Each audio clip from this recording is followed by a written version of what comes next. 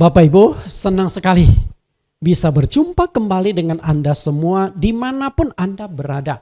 Kita memang dipisahkan oleh jarak, tapi tidak dipisahkan oleh waktu. Karena waktu bersama kita bisa online, kita bisa bertemu secara langsung, bertemu secara tatap muka. Nah, walaupun Anda tidak mengikuti live streaming secara langsung, tetapi Anda masih bisa mengikuti khotbah pengajaran saya tetap di dalam YouTube. Jadi apa yang kita lakukan di live streaming tidak saya hapus, tetapi tetap akan tersimpan di dalam link YouTube Bible Teaching Ministry. Hari ini kita akan membahas satu topik yang menarik, yaitu ingin ke sorga harus mengenal pemilik sorga. Tapi sebelumnya kita akan berdoa, mohon Tuhan pimpin kita. Di dalam nama Tuhan Yesus Kristus kami berdoa. Tuhan yang ajaib, Tuhan yang perkasa, Tuhan yang esa. Engkau yang akan menyertai memimpin kami. Sehingga hari ini kembali kami melakukan ibadah secara live streaming. Pimpinlah kami, sertailah kami. Walaupun kami dipisahkan jarak satu dengan yang lain. Bukan hanya jarak antar rumah, jarak antar kota, jarak antar provinsi, bahkan jarak antar negara. Kami punya jemaat di beberapa negara, Jesus Christ Community. Karena itu Engkau pimpin kami semua, supaya kami dapat beribadah bersama-sama melalui jaringan udara pada saat ini. Demikian pula kami berdoa untuk seluruh umat Kristen, siapapun yang mengikuti ibadah pada saat ini. Tuhan pimpin, Tuhan sertai. Buka hati mereka, telinga dan mata mereka, agar mereka menemukan sebuah kebenaran yang sejati. Demikian doa permohonan kami di dalam nama Tuhan Yesus Kristus. Amin. Bapak Ibu, seperti yang saya katakan tadi, judul khotbah yang akan kita kupas hari ini adalah judul yang cukup menarik. Ingin ke sorga harus mengenal pemilik sorga. Saya yakin judul tema khotbah hari ini untuk semua orang, bukan untuk kalangan Kristen, bukan untuk kalangan tertentu. Semua orang, siapapun Anda, agama apapun Anda, kepingin masuk ke sorga, dengan sendirinya engkau harus mengenal pemilik sorga. Siapakah pemilik sorga itu? Tentu jawabannya berbeda-beda, pandangannya berbeda-beda. Pertanyaannya adalah, emangnya sorga ada berapa? Apakah sorga itu lebih dari satu atau satu? Nah, kalau sorga itu hanya ada satu, maka kita harus kenal pemilik sorga yang satu itu. Kecuali ada sorga-sorga lain. Sorga untuk agama A, sorga untuk agama B, sorga untuk agama C, dan seterusnya. Itu sih saya sudah tidak bisa ngomong. Tapi saya yakin bahwa kita semua masih sepaham sorga itu hanya ada satu. Kenapa demikian? Karena Allah itu hanya ada satu. Kecuali kalau kita menganut Allah jamak. Jadi masing-masing Allah mendirikan sorga. Masing-masing Allah punya sorga. Masing-masing Allah punya pengikutnya. Masing-masing Allah punya umatnya. Ya, sorga A untuk umat A, sorga B untuk umat B, sorga C untuk umat C. Berarti ada Allah A, Allah B, ada C, dan seterusnya. Karena itu kita akan dalami kebenaran saat ini. Adalah sebuah lelucon yang tidak lucu. Sekali lagi saya katakan, sebuah lelucon yang tidak lucu ketika engkau mengatakan ingin masuk sorga, tetapi tidak mengenal sang pemilik sorga. Lucu enggak? Ya lucu. Bagaimana Anda masuk ke sorga? Pemiliknya saja Anda tidak mengenal. Kalau begitu, gimana ceritanya? Karena itu, mengenal pemilik sorga itu akan sangat menentukan keselamatan. Kita lihat apa yang dikatakan oleh Yesus Kristus di dalam Yohanes 4 ayat yang ke-22. Kamu menyembah apa yang tidak kamu kenal. Kami menyembah apa yang kami kenal. Sebab keselamatan datang dari bangsa Yahudi. Saya ingin mengajak Anda mengupas lebih tajam, lebih spesifik ayat ini. Kamu menyembah apa yang tidak kamu kenal. Artinya apa? Banyak orang berpikir, bahwa mereka sudah mengenal Allah dengan benar. Karena itulah mereka aktif di dalam agama mereka sendiri. Padahal mereka belum mengenal Allah yang mereka sembah. Contoh sederhana. Kita menyembah Allah. Siapa sih nama Allah yang kita sembah?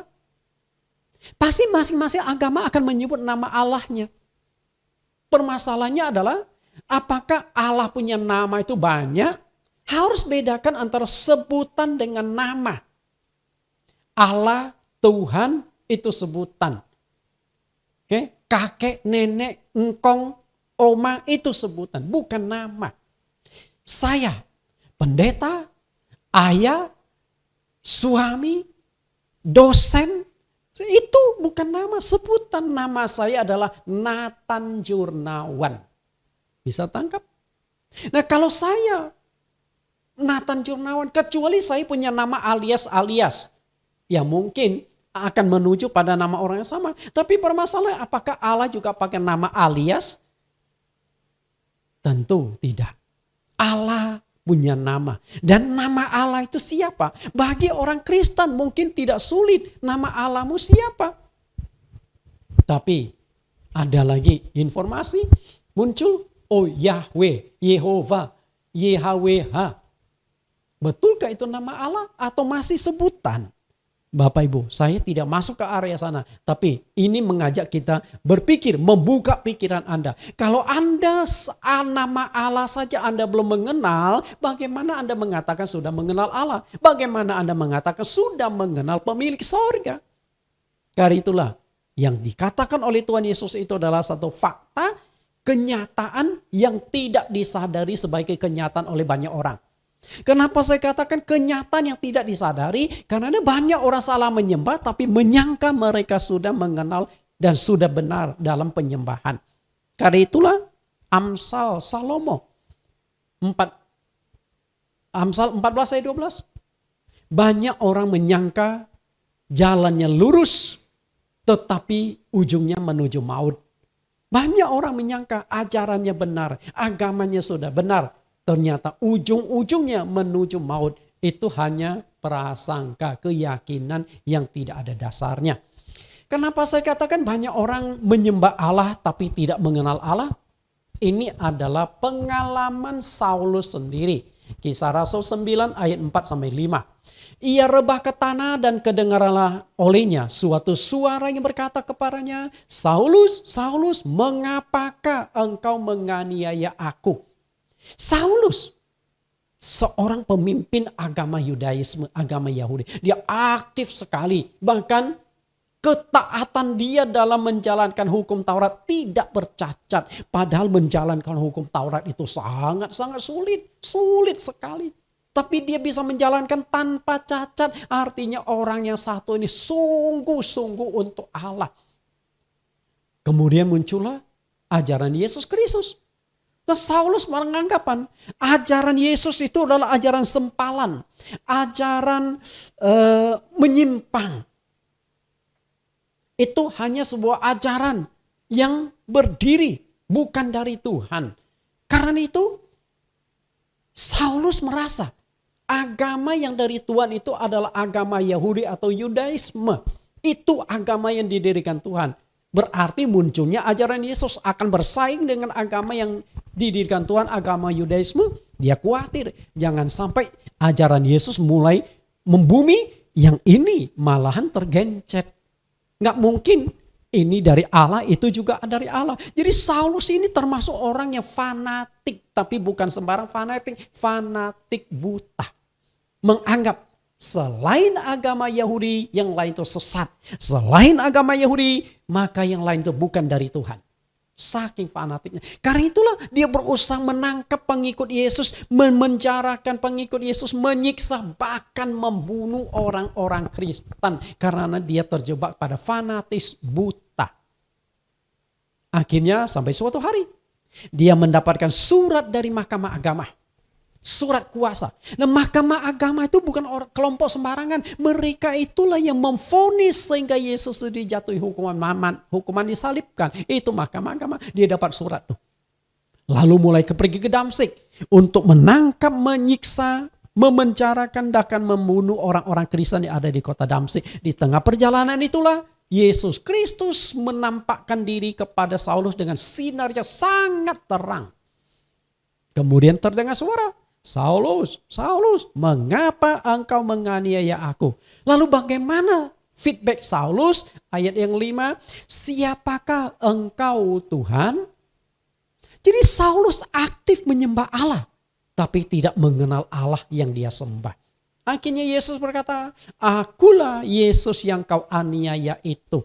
Nah mulai saat itu terjadi pertobatan. Saulus mendengar suara tapi tidak melihat orang. Saulus mendengar suara hanya melihat sinar terang yang membuat dia jatuh rebah. Berarti sinar terang ini ada kekuatan yang mendorong Saulus. Karena kalau hanya sekedar sinar terang gak mungkin membuat dia jatuh rebah. Pasti ada satu kekuatan tenaga yang membuat jatuh sampai dia tersungkur, tersujud. Mengakui dia harus bersujud di hadapan sang penguasa. Akhirnya ketika Yesus memperkenalkan diri, akulah Yesus yang kau aniaya itu. Nah mulai saat itu terjadi perubahan. Wah ternyata selama ini saya membenci Yesus, berusaha menghabiskan ajaran Yesus, berusaha membasmi ajaran Yesus. Wah ternyata dia bukan orang sembarangan. Nah mulai saat itulah pelan tapi pasti Saulus mulai setahap demi setahap mengenal siapakah Yesus Kristus itu. Sampai satu titik akhirnya diambil keputusan Yesus Kristus adalah Tuhan dan Juru Selamat. Seorang yang berusaha menghancurkan agama Kristen menjadi rasulnya Kristen. Seorang yang berusaha menghancurkan ajaran Yesus menjadi rasulnya Yesus Kristus. Bayangkan. Sesuatu yang tidak mungkin tapi terjadi. Siapa yang berani nginjili Saulus? Tidak ada. Kalau Saulus tidak bertobat, kitab suci orang Kristen di perjanjian baru itu tipis. Coba tarik keluar 21 kitab yang ditulis oleh Saulus. Bapak Ibu yang saya kasih, coba kita tarik keluar. Artinya Alkitab kita menjadi sangat tipis. Bapak Ibu, artinya banyak sekali orang-orang yang seperti Saulus. Aktif di dalam agamanya, aktif di dalam ibadahnya, aktif di dalam penyembahannya, aktif berani korban waktu, tenaga, uang untuk Tuhan, untuk agama yang dia ikuti. Tapi sebenarnya mereka belum mengenal Allah itu dengan baik. Semoga pengalaman Saulus itu membawa kita lebih memahami mengenal Allah. Karena itulah hari ini kita akan belajar sebenarnya siapakah Allah sang pemilik sorga itu. Lalu kalimat kedua, kami menyembah apa yang kami kenal. Artinya, Yesus menegaskan bahwa mereka, Yesus dan murid-murid telah menemukan, telah menyembah Allah yang mereka kenal. Dan memang aneh ketika kita menyembah tapi tidak mengenal siapa yang disembah. Untuk apa? Jangan salah nyembah. Banyak orang menyembah Allah itu menyembah secara global, bukan secara spesifik. Misalnya mengenal Allah secara global. Siapakah Allah itu? Oh Allah itu adalah pencipta langit bumi. Menciptakan alam semesta. Menciptakan dunia dan segala isinya. Dialah yang menciptakan manusia. Itu pengenalan secara global. Bukan pengenalan secara subjektif. Bukan pengenalan secara spesifik. Ibaratnya, Bapak Ibu ingin makan ikan. Katakanlah seorang suami berkata pada istrinya yang mau ke pasar. Mami, tolong belikan ikan. Aku kepingin makan ikan hari ini. Istrinya pergilah ke pasar. Katakanlah dulu belum ada handphone. Oke? Saat itu belum ada handphone. Sampai di pasar istrinya pergi ke tempat jualan ikan. Istrinya bingung, ada 100 tan ikan, 100 tempat jual ikan dengan jenis ikan yang macam-macam. Istrinya bingung, waduh suamiku mau makan ikan apa? Akhirnya apa yang dilakukan ibu ini? Balik lagi kan, karena belum ada handphone ceritanya. Sampai rumah, papi mau makan ikan apa? Kenapa gak ngomong tadi? Lalu suaminya ngomong, oh saya kepingin makan ikan kakap. Ya sudah. Ke pasar lagi. Sampai di pasar, istrinya mulai cari stand, ketemulah ikan kakap. Nah masalah muncul lagi tuh. Kenapa demikian? Ikan kakap ada dua macam. Kakap merah, kakap putih. Bingung lagi. Waduh, suamiku mau makan ikan kakap merah atau kakap putih? Tidak ada telepon, balik lagi. Papi mau makan ikan kakap merah atau kakap putih? Suaminya ngomong, oh saya lebih suka makan kakap merah. Sampailah dia ke pasar lagi. Lalu tanya si penjual lagi, Pak, saya mau beli ikan kakap merah. Si penjual ngomong, oh ternyata kakap merah itu ada 3 macam bu. Kakap merah air tawar, kakap merah air asin, kakap merah air payau. Air payau itu antara asin dan tawar. Lah bingung lagi. Berapa kali bolak-balik. Nah setelah itu balik lagi. Papi makan ikan kakap yang mana? Oh saya lebih suka ikan kakap air payau. Karena ada rasa khas. Gimana? Balik lagi. Sampai ke tukang ikan. Pak beli 1 kilo ikan kakap merah air payau. Itu spesifik. Ikan itu global. Ikan kakap merah air payau itu spesifik. Nah Tuhan pun menghendaki kita mengenal dia bukan sekedar mengenal ikan, tapi mengenal ikan spesifik kakap merah air payau. Itu dia. Makanya banyak orang aktif menyembah jauh dari Tuhan. Tidak mengenal Allah. Ibaratnya kita seringkali mengatakan saya mengenal Jokowi. Ini kita kan mengenal secara global. Kita mengenal Jokowi adalah presiden Indonesia. Tapi mengenal spesifik enggak? Anda kenal benar-benar dengan Jokowi, lalu Jokowi kenal dengan Anda apa enggak? Itu penting sekali. Artinya, ingin mengenal Allah yang benar, Sang Pemilik Sorga harus melalui Yesus Kristus dan murid-muridnya. Karena Tuhan Yesus berkata, kami menyembah yang kami kenal. Kami itu Yesus menunjuk pada dirinya dan juga murid-muridnya. Kami menunjuk pada bangsa Israel. Karena di Yohanes pasal 4 ini Yesus sedang berbicara dengan seorang perempuan Samaria. Samaria ini kawin campur antara orang Israel dengan bangsa lain. Sebenarnya mereka itu sudah tidak murni keturunan Israel. Tapi mereka masih mengaku diri mereka bagian dari Israel. Kami menyembah yang kami kenal. Kemudian sebab keselamatan datang dari bangsa Yahudi. Mengenal Allah yang benar berhubungan erat bahkan menentukan keselamatan. Keselamatan. Tapi keselamatan datang dari bangsa Yahudi. Artinya apa? Yahudi adalah bangsa pilihan Allah. Untuk mengenal Allah yang benar, Anda harus menelusurinya lewat bangsa Yahudi. Mencari jejaknya lewat bangsa Yahudi. Tapi hati-hati. Karena bangsa Yahudi sendiri pun tidak mengenal Allah yang benar. Nah, ini kan jadi masalah. Karena Yahudi masih mengenal Allah secara global. Siapakah Allah yang mereka sembah? Allah yang mereka sembah adalah Allah Abraham, Allah Ishak, Allah Yakub. Allah yang disembah oleh nenek moyang mereka. Mungkin Abraham, Ishak, Yakub ini sudah mengenal Allah cukup dekat. Tahu jelas. Tapi keturunannya bangsa Yahudi, anak-anak Yakub, nama Yakub diubah oleh Allah menjadi Israel. Itulah cikal bakal munculnya bangsa Israel. Yakub punya 13 anak, 1 perempuan, 12 laki-laki. Nah dari 12 laki-laki inilah yang membentuk 12 suku Israel. Itulah bangsa Yahudi, bangsa pilihan Allah. Karena itu mereka juga belum mengenal Allah yang benar. Kenapa saya katakan demikian? Kalau bangsa Yahudi sudah mengenal Allah yang benar, Saulus itu nggak akan tinggalkan agama Yahudi lalu masuk Kristen. Yang saya ceritakan di bagian awal. Siapakah engkau Tuhan? Akulah Yesus yang kau aniaya.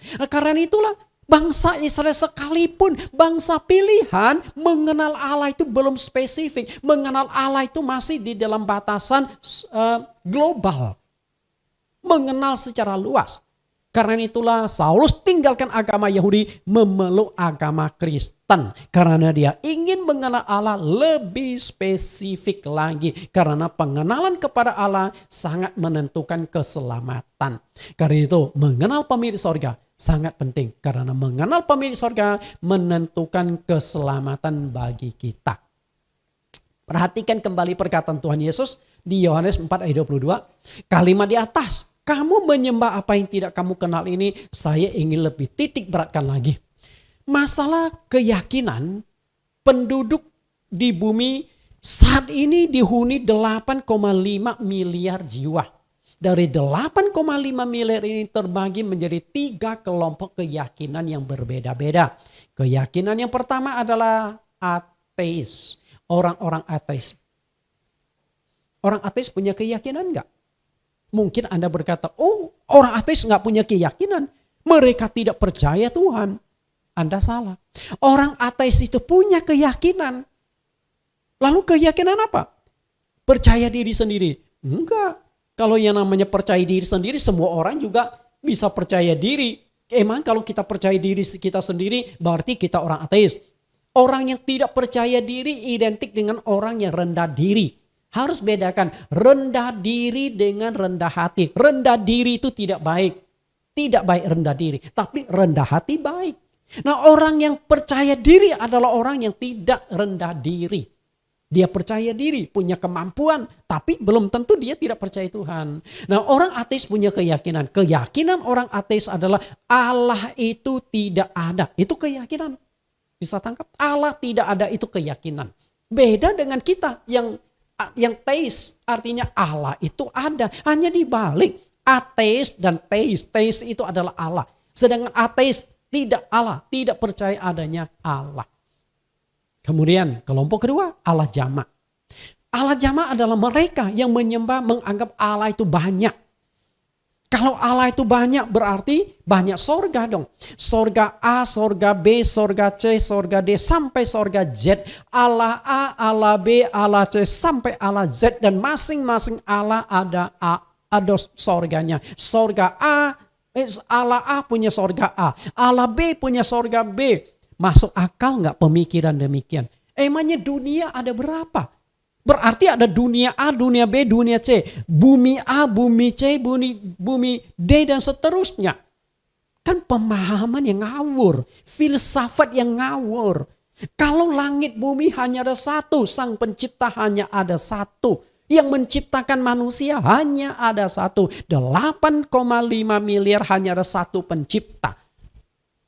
Kisah Rasul 17 ayat 26. Hanya dari satu orang saja. Ia telah menjadikan segala bangsa. Satu orang. Siapakah dia? Adam. Tapi bukankah diciptakan dua orang? Adam dan Hawa. Ingat. Adam diciptakan dari tanah. Hawa tidak diciptakan dari tanah.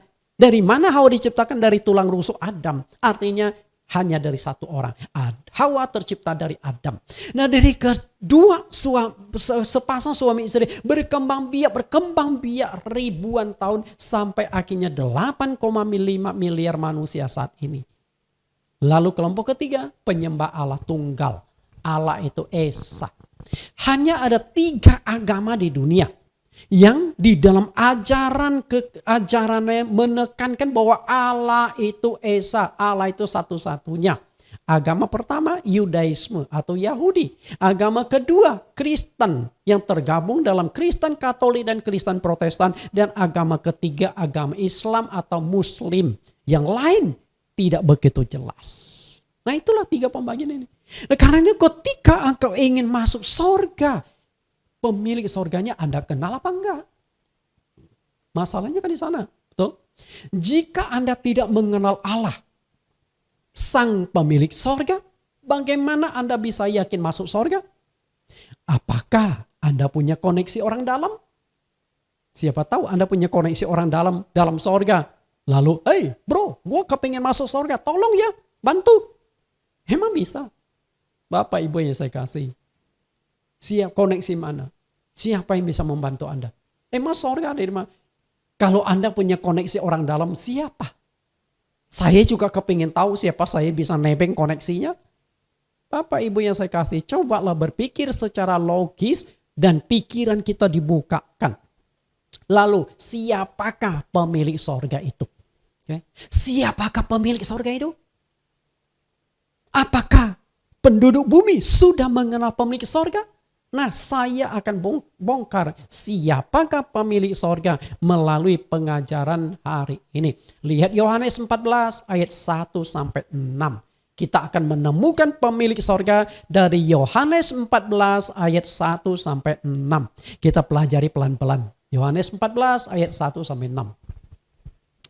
Ayat 1, janganlah gelisah hatimu, percayalah kepada Allah, percayalah juga kepadaku.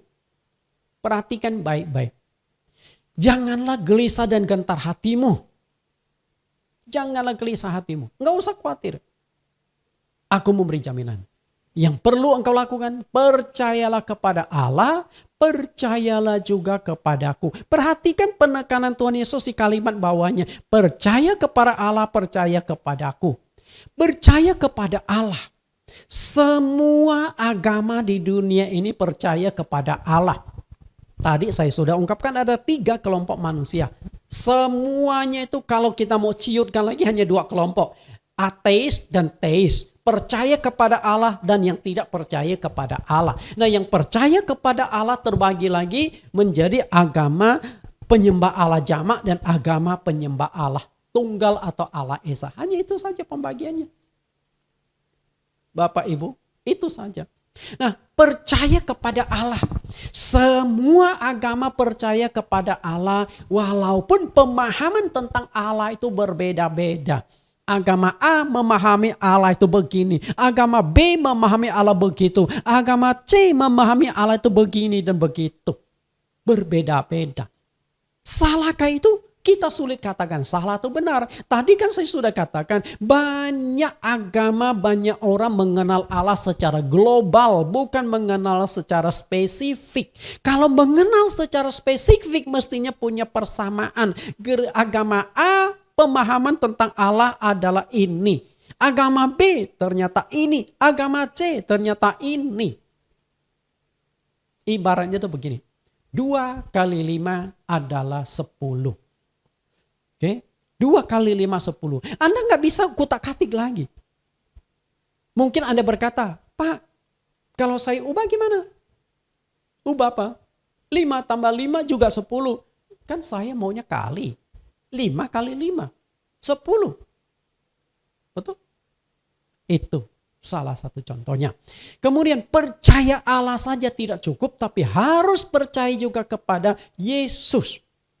Nah, kenapa ketika percaya kepada Yesus di sini sudah spesifik, sudah mulai lebih tajam, lebih mendalam. Tentu percaya kepada Yesus, lu mulai fokus kepada agama Kristen.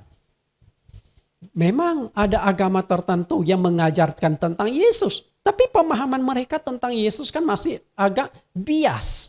Siapakah Yesus? Oh, Yesus itu salah satu dari sekian banyak nabi-nabi. Jadi Yesus hanya posisi nabi. Berarti nggak ada lebihnya. Sedangkan nabi kan ada banyak puluhan nabi. Di mana istimewanya Yesus? Tapi bagi kata Yesus, percaya kepadaku. Bukan percaya pada nabi-nabi tertentu. Bisa tangkap? Yesus tidak mengajarkan percaya pada nabi A, nabi B, nabi C. Enggak, percaya kepada aku. Percaya kepada Yesus Kristus. Nah, kenapa harus percaya kepada Yesus Kristus? Percaya Allah saja tidak cukup. Kenapa demikian? Saya akan berikan 3 alasan.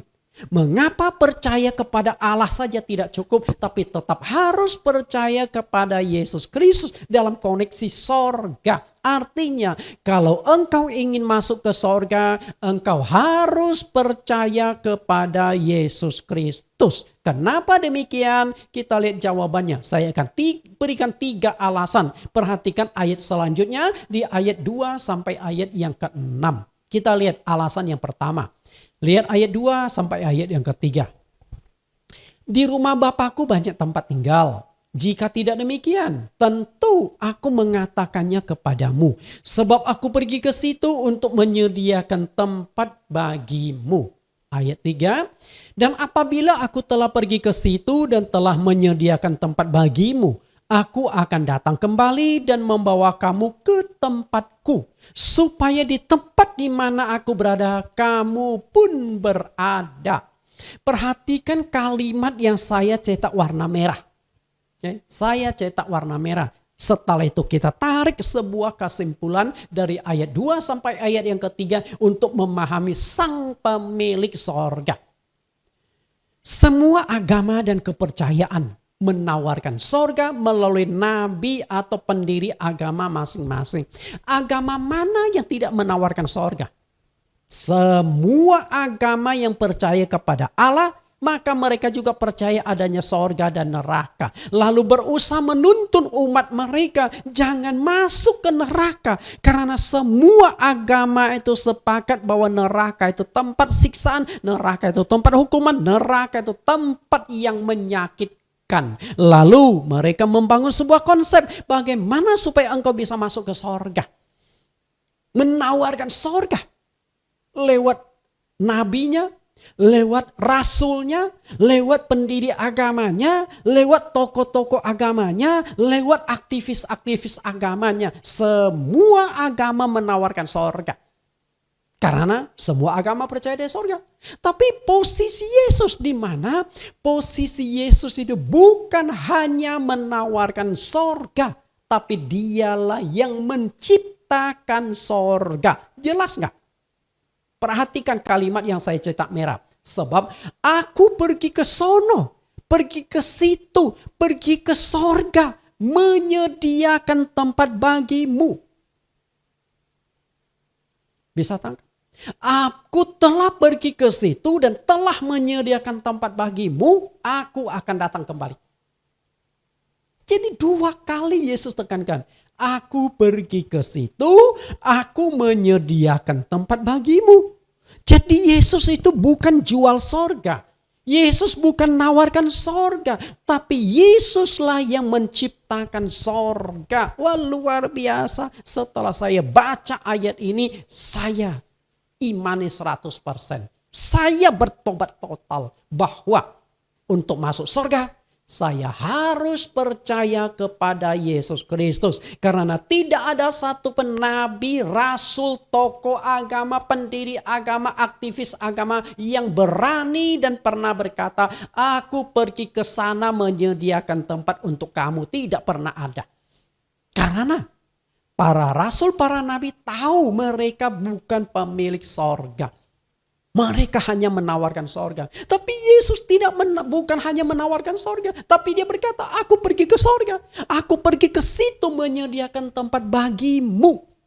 Karena itu Bapak Ibu, jika Anda yang non-Kristen setelah mendengarkan ini masih belum bisa menjadi orang Kristen, mestinya Anda bukan umat pilihan Tuhan. Karena kalau domba Tuhan akan mendengarkan suara Tuhan. Ya sudah, apa boleh buat? Ayat yang keempat. Dan kemana aku pergi, kamu tahu jalan ke situ. Kata Thomas kepadanya, Tuhan, kami tidak tahu kemanakah engkau pergi. Jadi bagaimana kami tahu jalan ke situ? Kesimpulan apa yang kita tangkap dari ayat 4 sampai 5? Perhatikan kembali kalimat yang saya cetak warna merah. Karena ini akan menjadi titik berat pengupasan kita. Kesimpulan yang kita tangkap adalah semua umat beragama ingin ke sorga. Namun di mana alamat sorga? Di mana alamat sorga? Jalan di negara mana?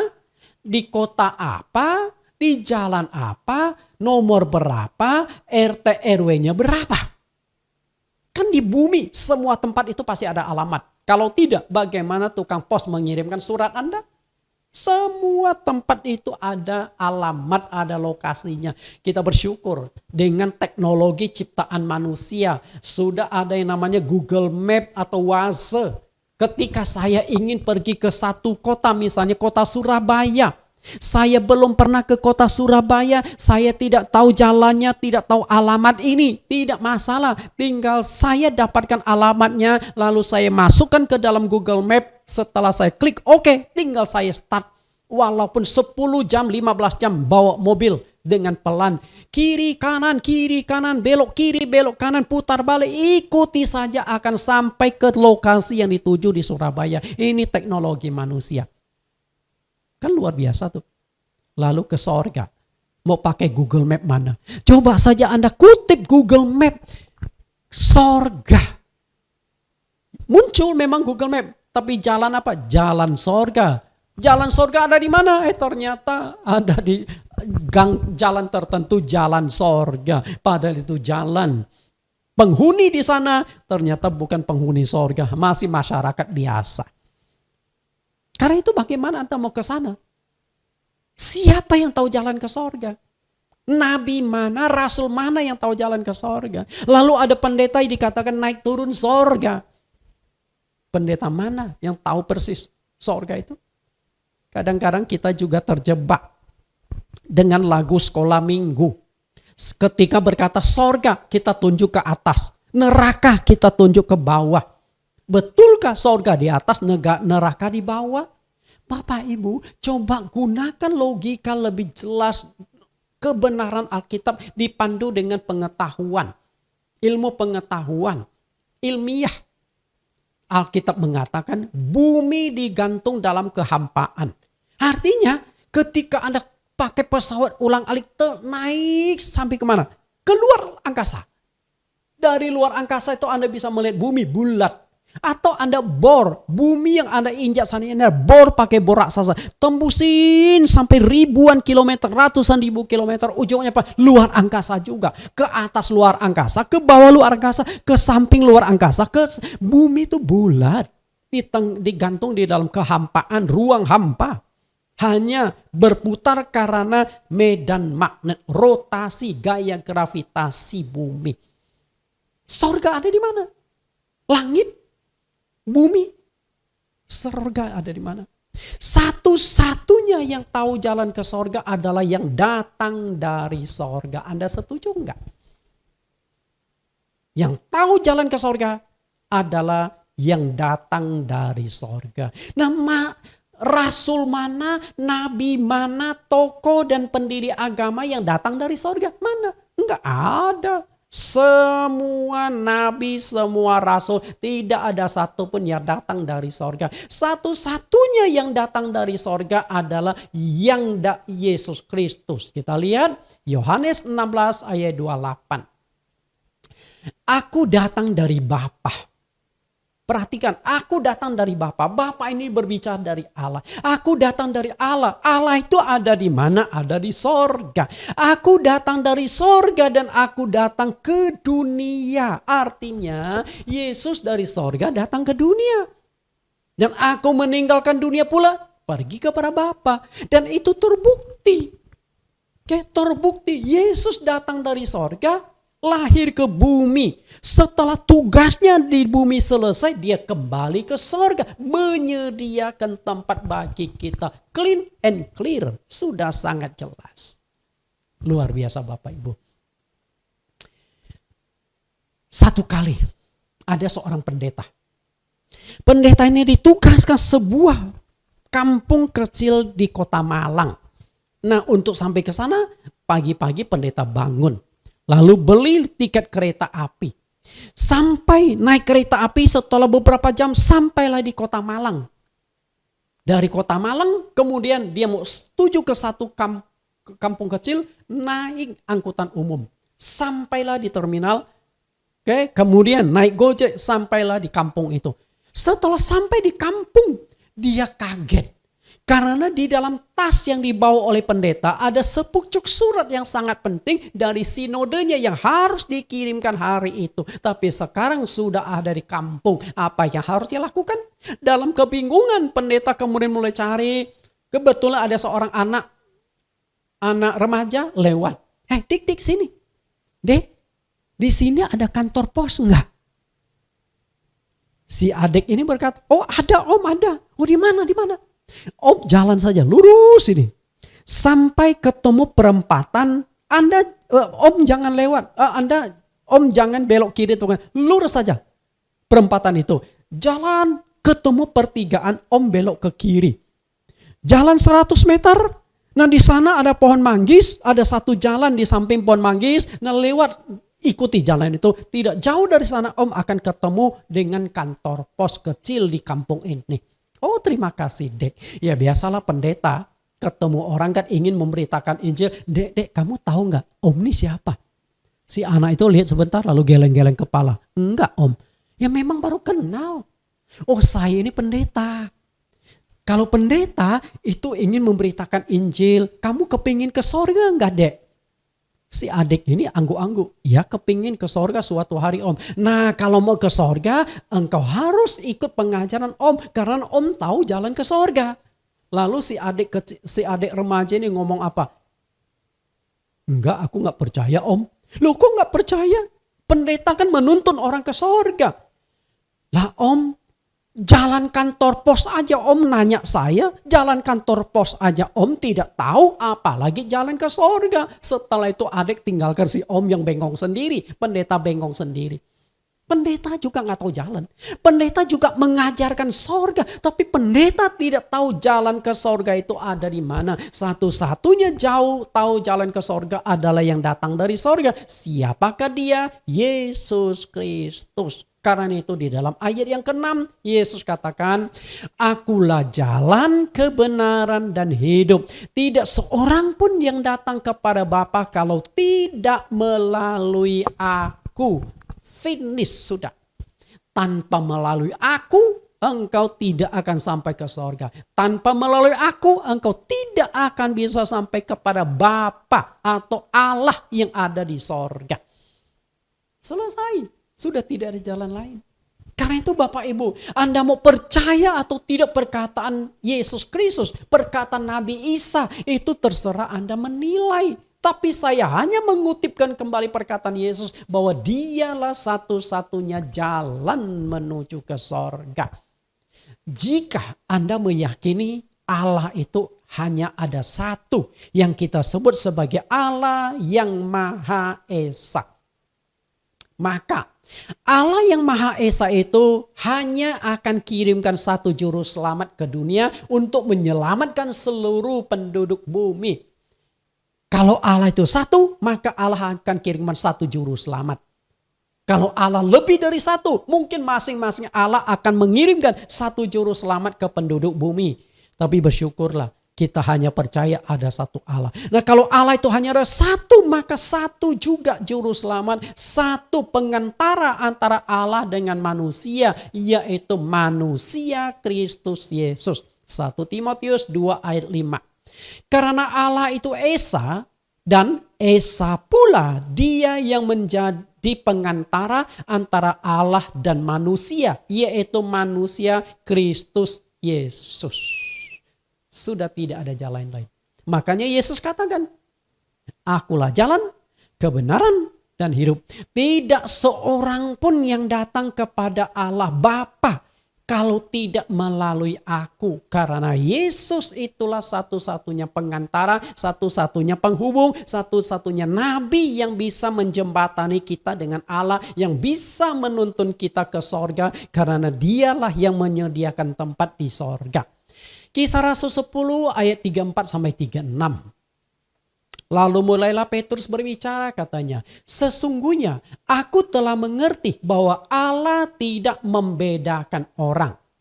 Setiap orang dari bangsa manapun yang takut akan Dia dan yang mengamalkan kebenaran berkenan kepadanya. Itulah firman yang ia suruh sampaikan kepada orang-orang Israel, yaitu firman yang memberitakan damai sejahtera oleh Yesus Kristus yang adalah Tuhan dari semua orang. Perhatikan baik-baik di sini. Setiap orang dari bangsa manapun, bangsa apapun, apakah Yahudi atau non-Yahudi, semua bangsa di muka bumi, hanya ada satu yang perlu dia percayai, Yesus Kristus. Karena Yesus Kristus adalah Tuhan dari semua orang. Jadi Yesus Kristus itu bukan Tuhan orang Kristen. Sekali lagi saya katakan, Yesus Kristus bukan Tuhan orang Kristen, tapi Tuhan atas semua penduduk bumi. Karena dialah yang menciptakan sorga. Dan semua penduduk bumi yang ingin ke sorga harus terima, harus percaya kepada Yesus Kristus. Jadi salah besar kalau Anda mengatakan Yesus itu Tuhannya orang Kristen. Yesus itu Tuhan semua orang. Nah, setelah Anda percaya Yesus, barulah Anda disebut Kristen.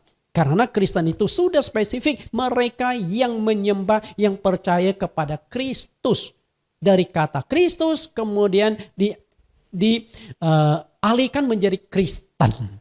Pengikut-pengikut Yesus. Karena Yesus adalah juru selamat umat manusia. Yesus datang ke dunia bukan untuk menyelamatkan orang tertentu, bukan untuk menyelamatkan bangsa Yahudi, bukan untuk menyelamatkan bangsa tertentu, kelompok tertentu. Yesus Kristus adalah juru selamat dunia.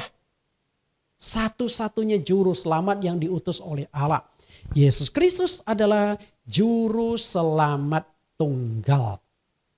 Di ayat yang tadi kita sudah baca, di 1 Timotius 2 ayat 5, Allah itu Esa, maka hanya ada satu juru selamat. Yang ayat 26, yang telah menyerahkan dirinya sebagai tebusan bagi semua orang. Itu kesaksian pada waktu yang ditentukan. Kisah Rasul 4 ayat 12, dan keselamatan tidak ada di dalam siapapun juga selain di dalam Dia. Sebab di bawah kolong langit tidak ada nama lain yang diberikan kepada manusia yang olehnya kita dapat diselamatkan. Di kolong langit. Kalau kolong jembatan banyak. Kolong jembatan tuh banyak sekali. Di Jakarta, di Indonesia, di seluruh dunia, ketika ada jembatan maka di bawah itu ada kolongnya. Nggak mungkin jembatan dibangun di atas jalan. Itu namanya busway. Yang namanya kolong jembatan di bawah ada ruangnya. Nah ini bukan kolong jembatan, kolong langit. Nah yang namanya kolong langit itu hanya ada 4. Utara, timur, barat, selatan. Nah di muka bumi utara, timur, barat, selatan hanya ada satu nama yang menyelamatkan, nama Yesus Kristus. Selesai. Berarti Yesus Kristus adalah juru selamat tunggal. Karena itu ketika Anda ingin ke sorga, Anda mau masuk ke sorga, maka Anda harus mengenal sang pemilik sorga. Sorga itu tempat tinggal Allah yang Maha Kudus. Karena itu tidak mungkin orang-orang berdosa bisa masuk ke sorga. Anda ingin masuk sorga? Anda tidak akan bisa masuk ke sana kalau Anda tidak membereskan dosa-dosa Anda. Kekudusan sangat menentukan keselamatan. Karena itu kita harus kudus. Dengan sangat jelas Yesus tegaskan orang berdosa tidak akan bisa ke sorga. Yohanes 8 ayat 21. Maka Yesus berkata pula kepada orang banyak, aku akan pergi dan kamu akan mencari aku. Ini perkataan Tuhan kepada orang banyak, bukan hanya kepada murid-muridnya. Aku akan pergi. Kemana Yesus pergi? Pasti Yesus bukan pergi ke luar negeri. Bukan ke alam lain, tapi Yesus akan pergi kemana? Ke sorga. Kamu akan mencari aku, tetapi kamu tidak akan menemukannya. Tetapi kamu akan mati dalam dosamu. Ke tempat aku pergi tidak mungkin kamu datang. Perhatikan kalimat ini. Ke tempat aku pergi tidak mungkin kamu datang. Yesus kan mau pergi ke sorga. Tapi Yesus berkata kamu tidak akan bisa ke sorga. Berarti habis dong harapan kita. Berarti kita sudah nggak mungkin datang ke sorga dong. Kalau kita hanya melihat kalimat sepotong itu. Nah yang Yesus maksudkan adalah kamu bisa ke sana. Tapi ada sesuatu hal yang harus kalian bereskan. Apa itu? Dosa. Maka di kalimat di atasnya. Tetapi kamu akan mati dalam dosamu. Kamu tidak akan bisa masuk ke sorga kalau dosamu belum dibereskan. Intinya di sana. Lalu bagaimana membereskan dosa kita? Bagaimana kita mencuci? Bagaimana kita membasuh? Apakah dengan banyak berbuat amal kebajikan dosa kita bisa dihilangkan? Tidak bisa. Tidak ada tebusan menggunakan amal perbuatan baik yang bisa menebus dosa kita. Ketika kita berbuat amal, kita berbuat baik, itu hanya upah di sorga. Tapi masuk sorga, dosa harus dibereskan lebih dulu. Dosa. Tetapi kamu akan mati di dalam dosa. Untuk itulah Yesus lahir ke dunia, yaitu menyelesaikan dosa manusia agar layak masuk ke dalam kerajaan sorga. Membereskan dosa. Kita lihat Matius 1:21.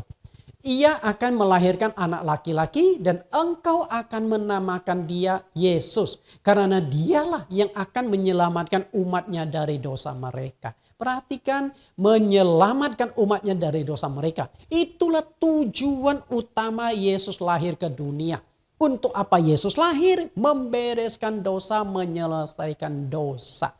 Untuk mempersiapkan orang-orang yang akan masuk sorga, maka Yesus Kristus harus datang atau lahir ke dunia.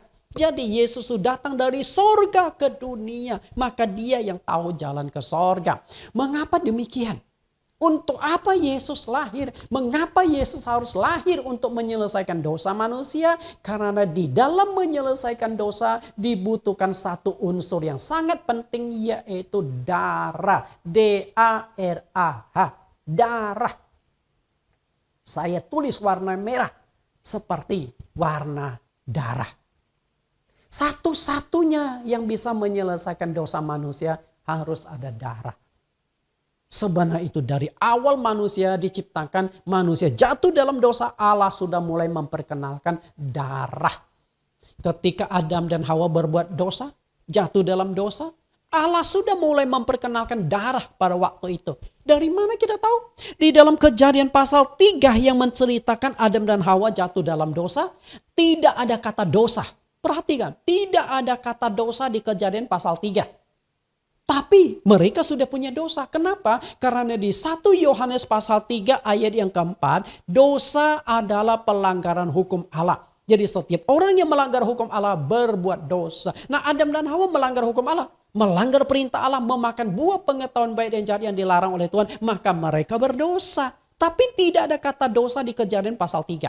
Nah, demikian pula di dalam Kejadian pasal 3 tidak ada kata darah. Nggak ada kata darah. Tapi ada unsur darah. Dari mana kita tahu? Adam dan Hawa diberikan pakaian kulit.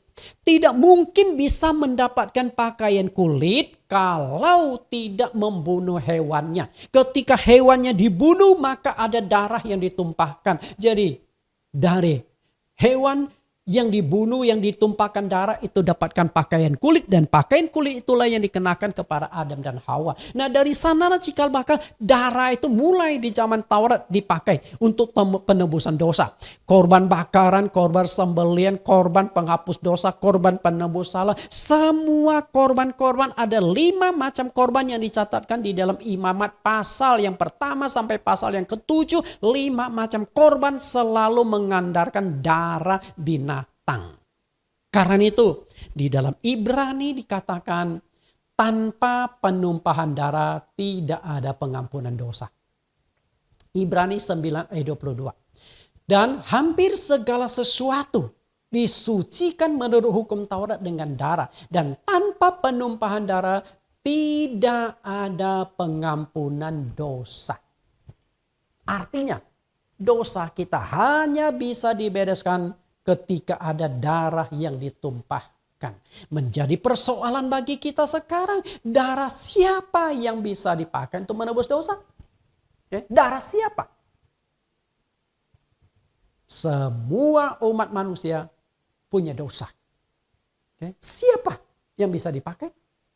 Karena semua manusia memiliki dosa.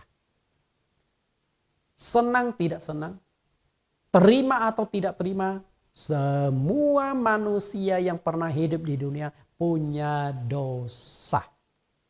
Ada 2 macam dosa. 2 macam dosa.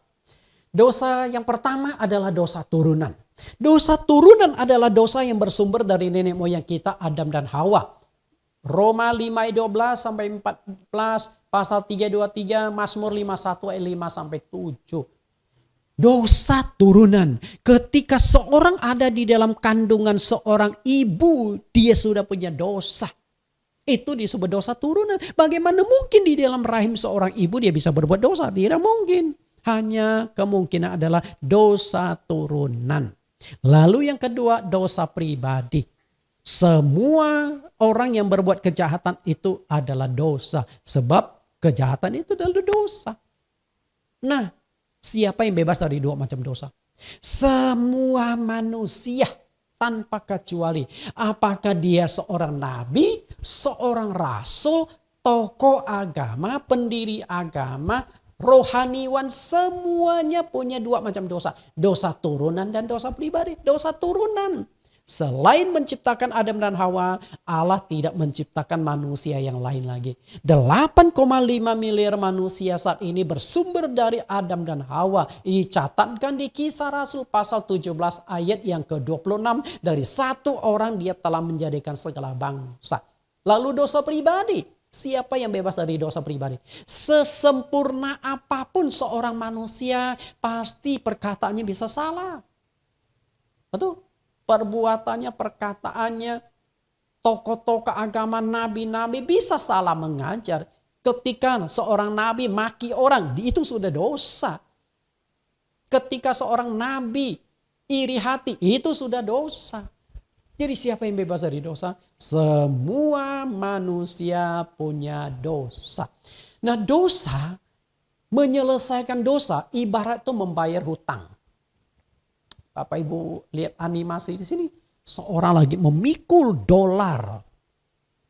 Dosa itu, membereskan dosa itu ibarat membayar utang. Jika orang itu punya hutang, bagaimana dia melunasi orang lain punya hutang? Bagaimana caranya? Kan ujungnya maling teriak maling. Oh, dia sendiri maling, lalu teriak, jangan kamu jadi maling. Supaya aku jadi maling gitu loh. Maling teriak maling.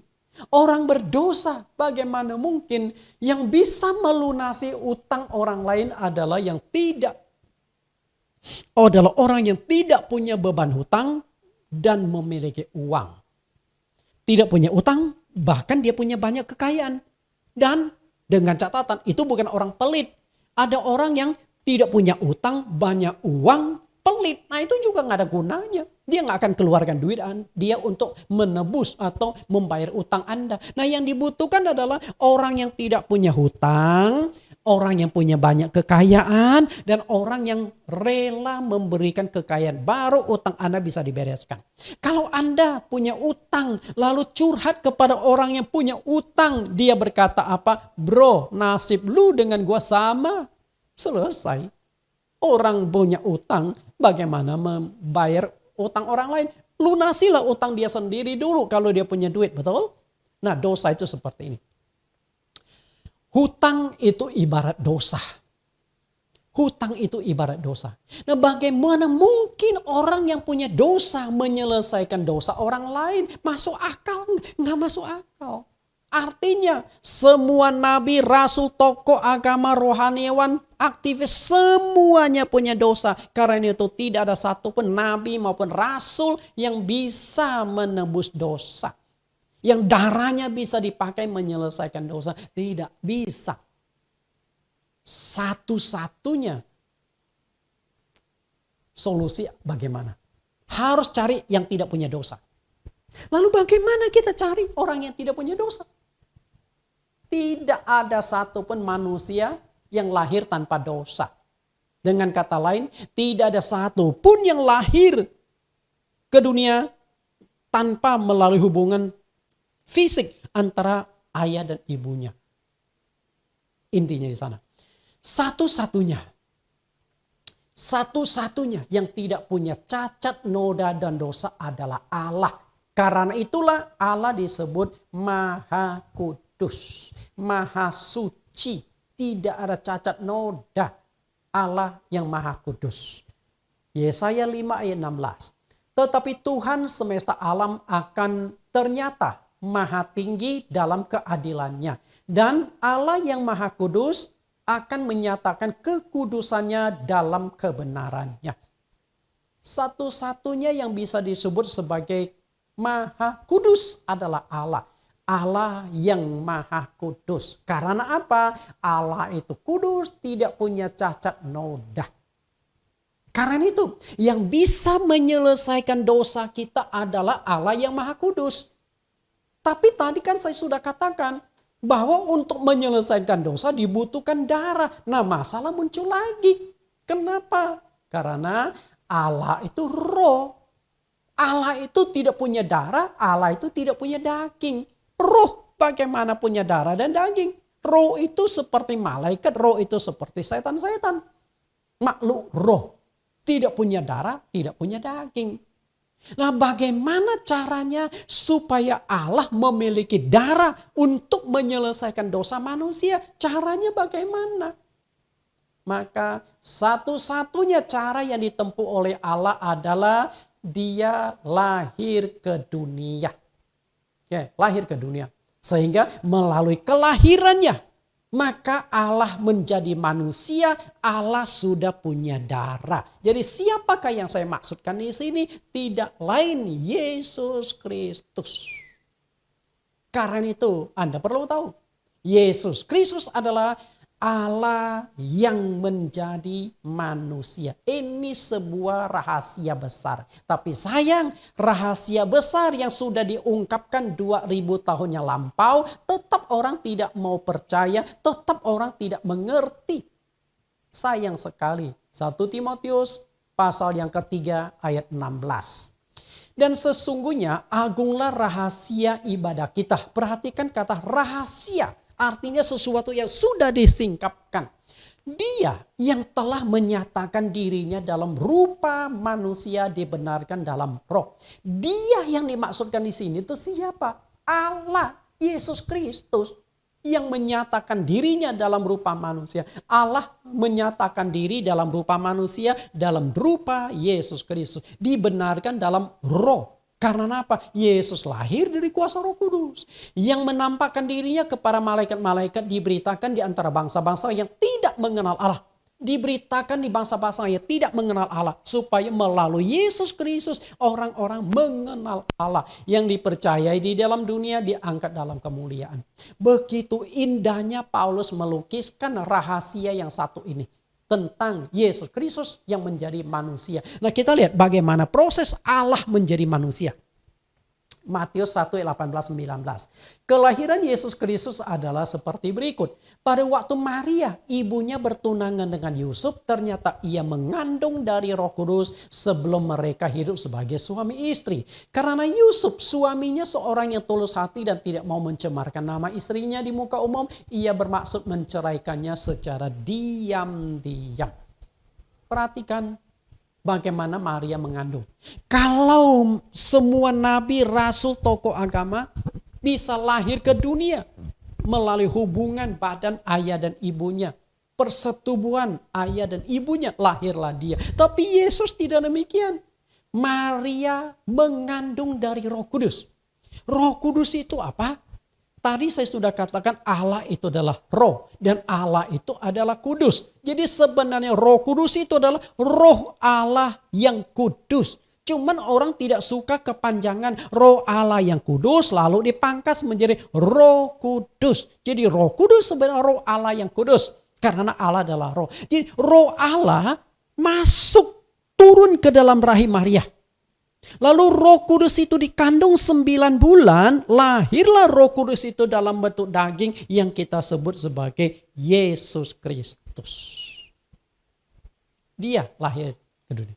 Lalu untuk apa Yesus lahir ke dunia? Kita lihat ayat 20. Tetapi ketika ia mempertimbangkan maksud itu, malaikat Tuhan nampak kepadanya dalam mimpi. Yusuf, anak Daud, janganlah engkau takut mengambil Maria sebagai istrimu, sebab anak yang di dalam kandungannya adalah dari Roh Kudus. Penegasan ini diungkapkan oleh malaikat dari sorga. Karena tadi diberitakan di antara malaikat-malaikat. Malaikat dari sorga mengatakan Maria mengandung dari Roh Kudus. Karena Maria juga didatangi oleh malaikat Gabriel. Maria, engkau beroleh kasih karunia Allah. Saat itu Maria belum punya suami, kaget. Lalu terjadilah dialog. Malaikat berkata, kamu akan mengandung Maria. Maria bingung, loh bagaimana? Aku belum bersuami, aku masih perawan. Lalu malaikat berkata, Roh Kudus akan turun atasmu. Dan tidak lama setelah malaikat itu pergi, benar, tiba-tiba Maria mulai mengalami gejala hamil. Mungkin badannya mulai mual-mual atau enek. Ya Biasalah tipe orang hamil. Sampai suatu hari kemudian perutnya mulai nongol. Yusuf bertanya, Mar, kamu masuk angin gak sih? Awalnya ditanya baik-baik si Maria. Mar, kamu masuk angin gak? Enggak, aku sehat-sehat saja. Benar ya? Benar. Yaudah, Yusuf gak lanjutkan pertanyaannya. Besok-besok lagi. Dia lihat, ini perut calon istrinya. Mereka belum menikah, baru tunangan, belum hidup satu atap. Lalu mulai tambah gede nih. Mar, kamu badanmu sehat? Sehat? Enggak masuk angin? Enggak. Tapi Yusuf pasti melirik ke perutnya Maria. Tapi dia enggak berani ngomong. Sampai suatu saat terus terang, Mar, kamu enggak masuk angin kan? Enggak. Emang kenapa sih? Masuk, Mas Yusuf. Gitu loh. Kok perut kamu makin hari makin maju ya? Maria ngomong apa? Oh iya, aku lagi mengandung. Yusuf kaget. Lah, kok bisa? Kamu bisa mengandung dari siapa? Laki-laki itu siapa dia? Yusuf menginterogasi Maria. Maria berkata apa? Oh, aku mengandung dari Roh Kudus.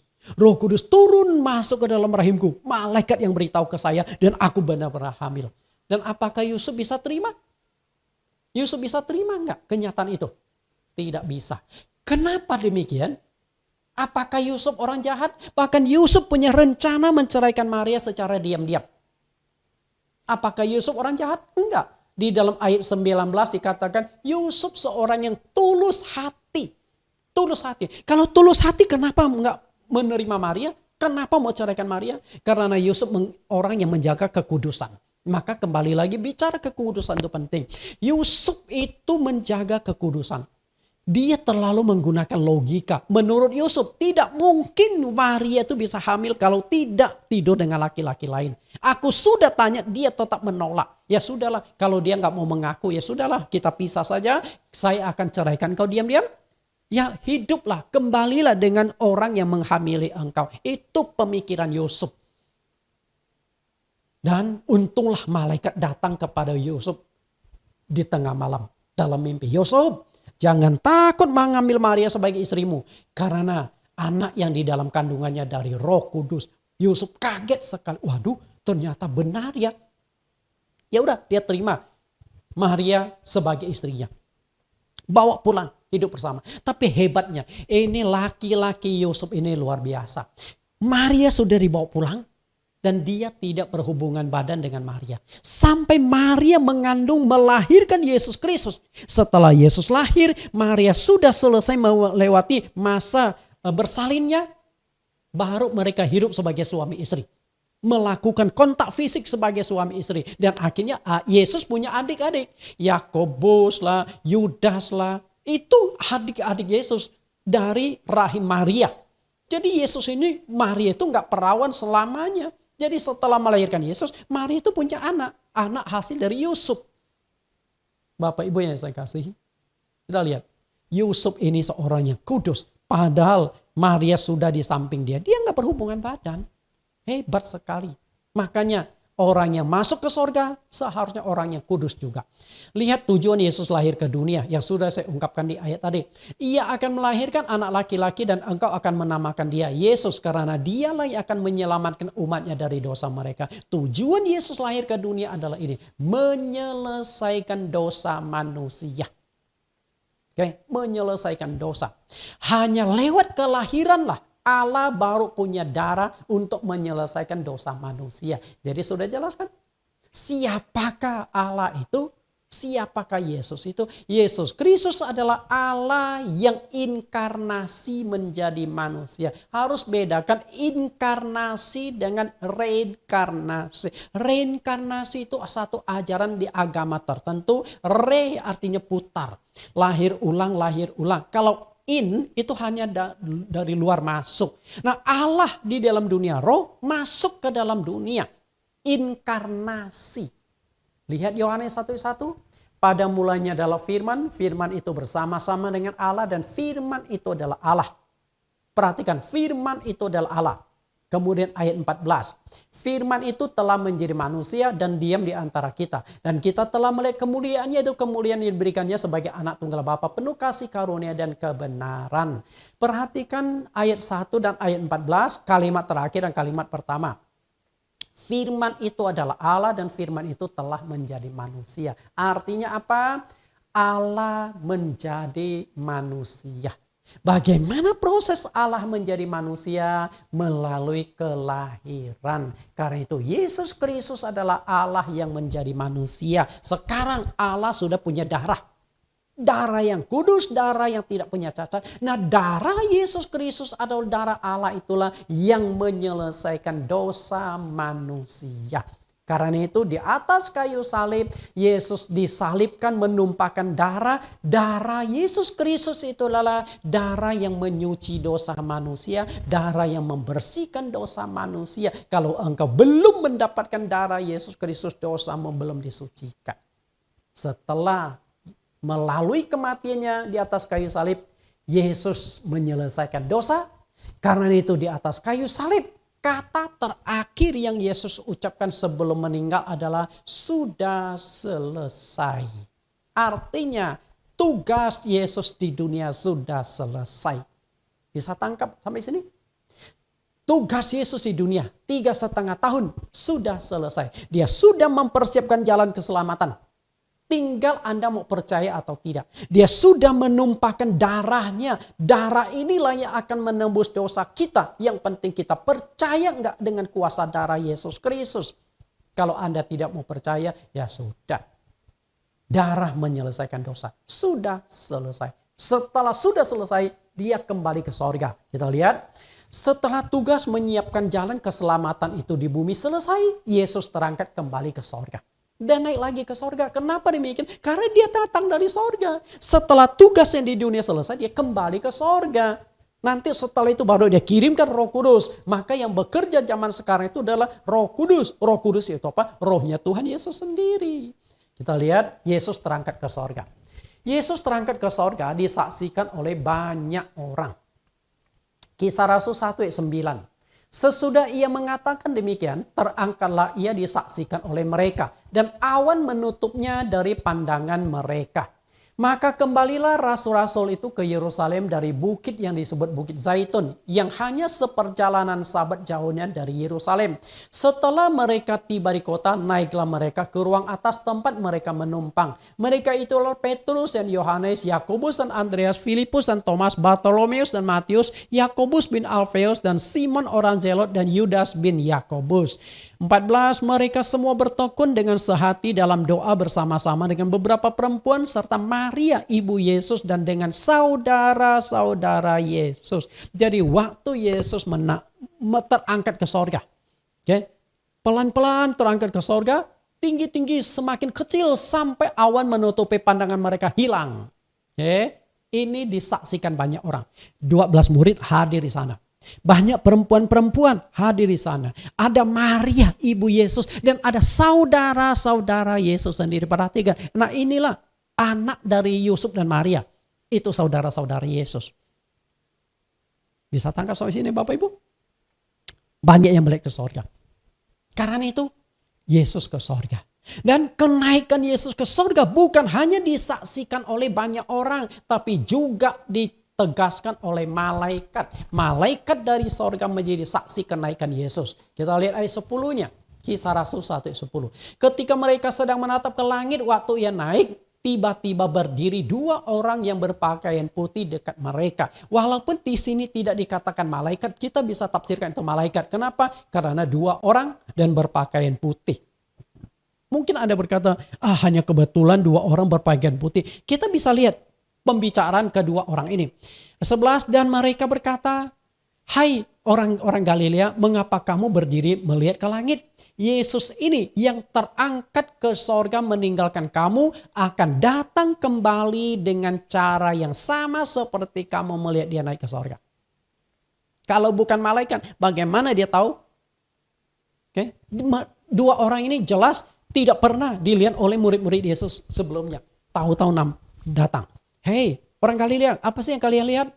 Lihat ke sorga. Ngapa natap ke sorga? Yesus yang terangkat ke sorga akan datang kembali. Kalau bukan malaikat nggak mungkin kalimat itu diucapkan. Yesus akan datang kembali dengan cara yang sama seperti dia datang. Dan itu penegasan malaikat ini Kenapa dua orang? Karena kesaksian dua orang itu sah. Satu orang bersaksi tidak sah, tapi dua orang. Maka disiapkanlah dua orang. Apalagi banyak yang menyaksikan kenaikan Yesus ke sorga. Kita lihat perkataan malaikat sama seperti perkataan Tuhan Yesus. Matius 24 ayat 30. Pada waktu itu akan tampak tanda anak manusia di langit dan semua bangsa di bumi akan meratap dan mereka akan melihat anak manusia itu datang. Malaikat kan berkata, dia akan datang kembali. Dengan cara yang sama. Cara yang sama berarti dia akan turun lewat awan. Ya. Di atas awan-awan di langit dengan segala kekuasaan dan kemuliaannya. Yesus naik, awan menutupi, nanti awan akan turun dengan segala kemuliaannya. Yesus akan datang kedua kalinya. Karena itu, untuk apa Yesus naik ke sorga? Kita baca kembali perkataan Yesus di sini. Yohanes 14 ayat 2 dan ayat yang ketiga. Sebab aku pergi ke situ menyediakan tempat bagimu.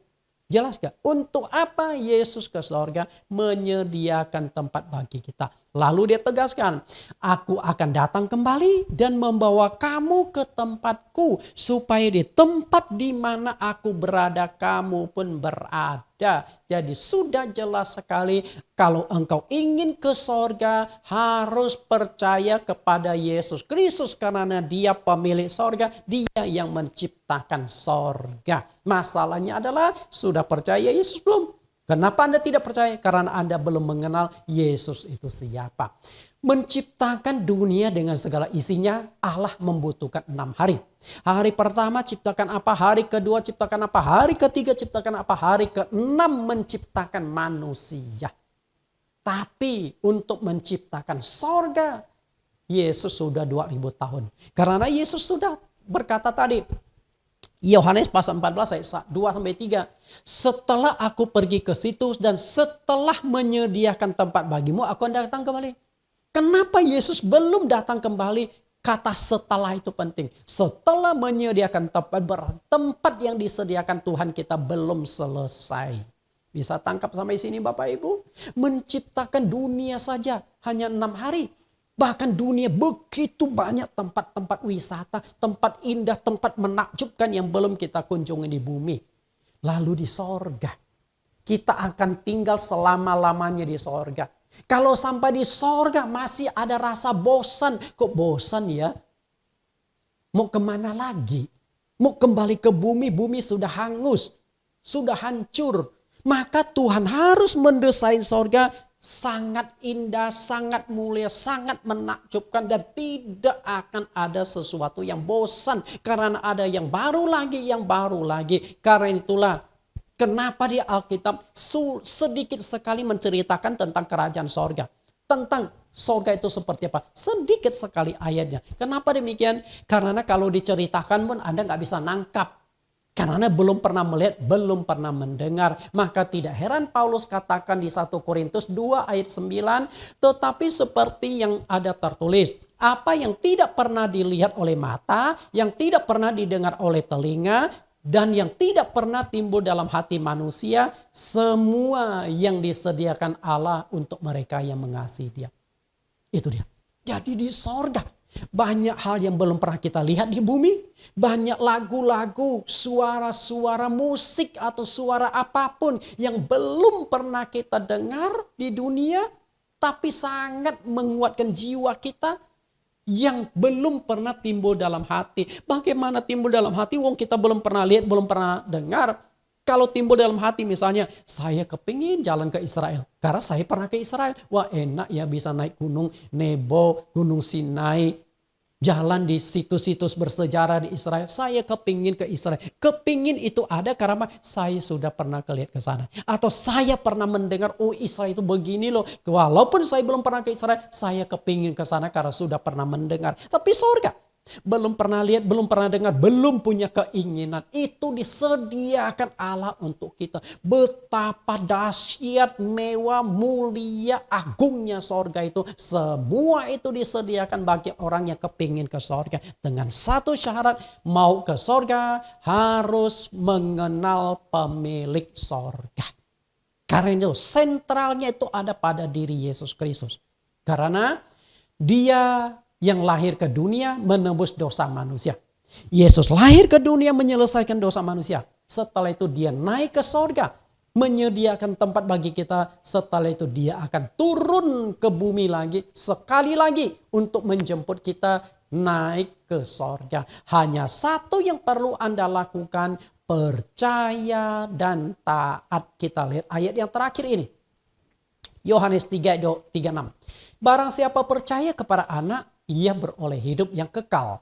Tetapi barang siapa tidak taat kepada anak, ia tidak akan melihat hidup, melainkan murka Allah tetap ada di atasnya.